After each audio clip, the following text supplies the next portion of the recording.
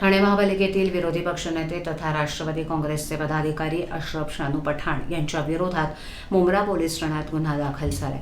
अशरफ शानू पठाण यांनी छत्रपती शिवाजी महाराज यांचं नाव एकेरी घेतल्याचा आरोप आहे। भाजपाच्या महिला पदाधिकारी नाजिया तांबोळे यांनी दिलेल्या तक्रारीनंतर हा गुन्हा दाखल झालाय।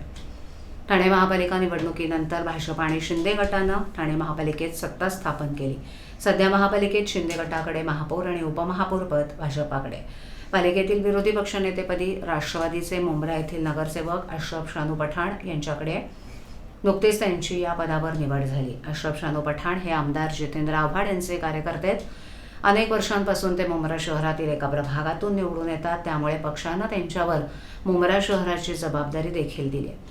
भाजपाच्या कौसा मंडळ अध्यक्ष नाजिया तांबोळे यांनी दिलेल्या तक्रारीनुसार 27 जानेवारीला मुंब्रा येथील अमृतनगर भागात अशरफ शानू पठाण यांनी ते नगरसेवक म्हणून विजयी झाले असताना जश्न-ए-जीत या कार्यक्रमाचं आयोजन केलं होतं। त्यावेळेला झालेल्या सभेमध्ये त्यांनी शिवाजी महाराजांचं नाव घेत एकेरी उल्लेख केला। हे चित्रीकरण समाज माध्यमांवर प्रसारित झालं। अशरफ शानू पठाण यांनी धार्मिक भावना दुखावल्या असून दोन धर्मांमध्ये तेढ निर्माण करण्याचा प्रयत्न केल्याचा आरोप तांबोळे यांनी तक्रारीत केला।